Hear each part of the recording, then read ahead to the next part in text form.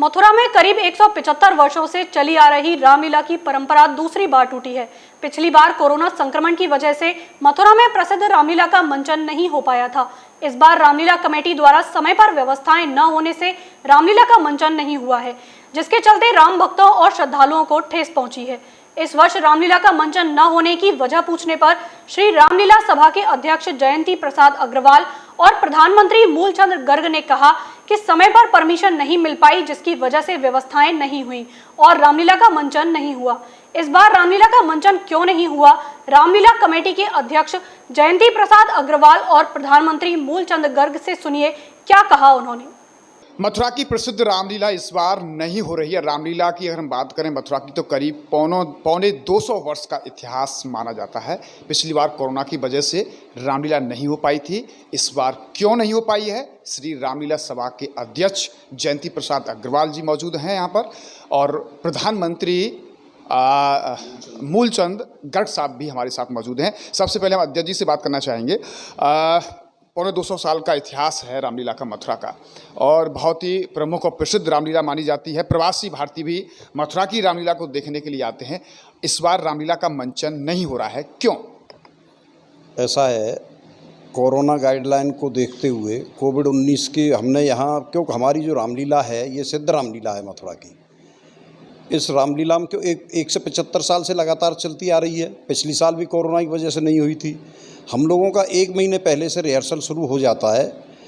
हमारे जो कलाकार होते हैं वो किसी मंडली द्वारा हम नहीं कराते हैं। हमारे कलाकार अलग भिन्न भिन्न तरीके के एक आदमी चुन के हम कलाकार बनाते हैं, जिसमें 1.5 महीने का समय हमको लगता है।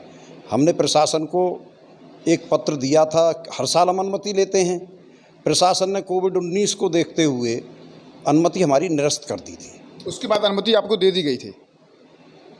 आप हमारी जो अनुमति की बात आप कर रहे हैं, हमारा 28 तारीख को प्रोग्राम शुरू हो गया था। 28 तारीख को प्रोग्राम शुरू होने से पहले सिटी मजिस्ट्रेट साहब का टेलीफोन आया था कि आप हम लोगों से अनुमति ले लें, हम अनुमति दे देंगे। मैं और प्रधानमंत्री जी दोनों सिटी मजिस्ट्रेट साहब से मिले। उनको हमने एक पत्र भी दिया कि आज से हमारा कार्य शुरू हो रहा है, क्योंकि उस समय जिस समय हमारा पहला दिन था, गणेश पूजन हमारा होने वाला था 5 बजे, 4 बजे उन्होंने हमसे कहा। ऐसी परिस्थिति में जब हमने उनको लिख के भी दिया कि आज से हमारा ये सांकेतिक प्रोग्राम शुरू होगा, उन्होंने सिटी मजिस्ट्रेट साहब को हमने एप्लीकेशन दी। उसके बावजूद भी उस दिन शाम को लगभग 7 या 8 बजे उनका व्हाट्सएप हमको मिला कि 100 आदमी की अनुमति आपको दी जाती है। मथुरा में आपने देखा है, हमेशा आप रहे हैं साथ में। यहाँ इस बात का आ रहा है लोगों का कि पूरे देश भर में रामलीलाओं का मंचन हो रहा है। दिल्ली में हो रहा है, अयोध्या में बहुत ही बृहद स्तर पर रामलीला मंचन हो रहा है, मथुरा के सभी कस्बों में रामलीला मंचन हो रहा है। और जो प्रमुख रामलीला है मथुरा की 150 वर्ष की संस्कृति और एक परंपरा, उस पर लोगों की चर्चाएं हैं और कह रहे हैं कि आखिर ऐसी क्या मजबूरी हो गई कि प्रशासन ने उन्हें अनुमति भी दे दी। अनुमति नहीं मिली। 100 आदमी के मंचन की अनुमति मिली 28 तारीख को, लेकिन हमारा 1.5 महीने पहले जो प्रोग्राम होता है शुरू, क्या जिस दिन हमारा काम शुरू हो गया था रामलीला का, हमने पूजन का हमारा पूरा कार्य हो गया था, उसके बाद मंचन कैसे हो सकता है? 1 महीना 1.5 महीना पहले से हमको पूरी व्यवस्थाएं करनी पड़ती हैं। हम व्यवस्थाओं में पीछे नहीं हैं। हमारी कार्यकारिणी ने ये तय किया था कि अब व्यवस्था नहीं हो सकती है इस समय, क्योंकि हमारा गणेश पूजन हो चुका है और गणेश पूजन के बाद सिद्ध रामलीला है हमारी। और जगह तो एक नाटकीय तरीके से रामलीला होती है। आप अयोध्या सांकेतिक हो रहा है, तो अपने यहाँ सांकेतिक भी नहीं है। नहीं, सांकेतिक मंचन हमारे यहाँ पिछली साल भी नहीं हुआ और अयोध्या में पिछली साल भी सांकेतिक हुआ, सरकार करा रही है। तो अपने यहाँ होना चाहिए था। कम से कम ब्रेकअप जो हो रहा है एक परंपरा का, वो टूट रही है, तो उसको तो आपको ख्याल रखना चाहिए था। आपको इस बात का गलत वो है, कोई भी परंपरा नहीं टूट रही है और परंपरा के अनुसार ही हम लोग कार्य कर रहे हैं। परंपरा का पूरा ध्यान रखते हुए ही मंचन नहीं हो पा रहा है। अगर 28 तारीख को जिस दिन हमारा शुरू हो गया था, उसके बाद अगर परमिशन भी मिलती तो भी नहीं हो पाती, क्यों? परंपरा नहीं रह पाती। हमारी सिद्ध रामलीला है। अध्यक्ष जी ने अपनी बात कही है, प्रधानमंत्री जी से मैं बात करूंगा। अगर साहब, जिस तरीके से लोगों में चर्चा है कि इतना बृहद संगठन है रामलीला का, और इस रामलीला समिति और उसमें जितने बड़े लोग हैं, शहर के प्रबुद्ध और उद्योगपति, समाज सेवी, सभी बड़े लोग हैं इसमें, उसके बावजूद भी व्यवस्थाएं नहीं हो पाई, आखिर क्या कहेंगे? देखिए, बड़े लोग निश्चित रूप से धन से ही बड़ा नहीं होता है। जो लोग रामलीला सभा से जुड़े हुए हैं वे निश्चित रूप से समर्पित लोग हैं और हमारे पूर्वजों ने बड़ी मेहनत से इस संगठन को भी खड़ा किया है और इस लीला को भी प्रारंभ किया था।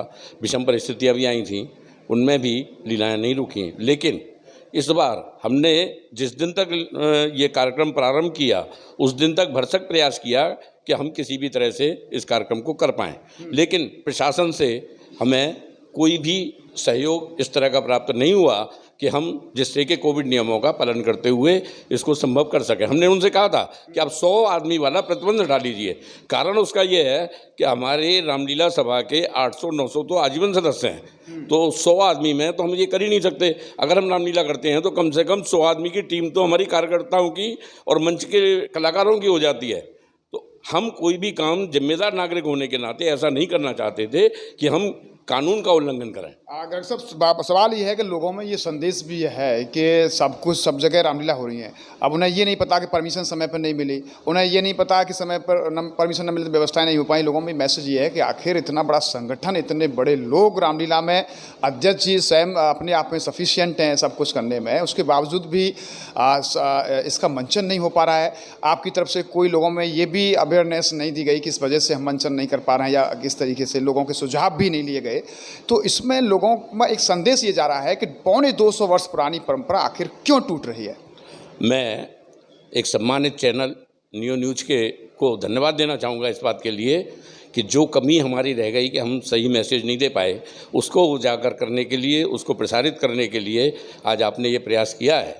इसके माध्यम से जो लोगों को भ्रांति है वह भ्रांति भी निश्चित रूप से दूर होगी। एक सम्मानित चैनल है आपका और उसके लिए आपने स्वयं प्रयास करके जो कार्य किया है उसके लिए मैं श्री रामलीला सभा की तरफ से, अपनी तरफ से धन्यवाद देना चाहूँगा। और यह बात स्पष्ट करना चाहूँगा कि हमारी कहीं भी मंशा ऐसी नहीं थी कि हम ये रामलीला न करना चाहें। और जहाँ तक सब जगह रामलीला का प्रश्न है, रामलीला केवल वहीं हो रही है कस्बों में और छोटे गाँवों में जहाँ के प्रोटोकॉल का उल्लंघन नहीं होता है या प्रोटोकॉल के पालन के लिए कोई प्रशासनिक दबाव नहीं होता है।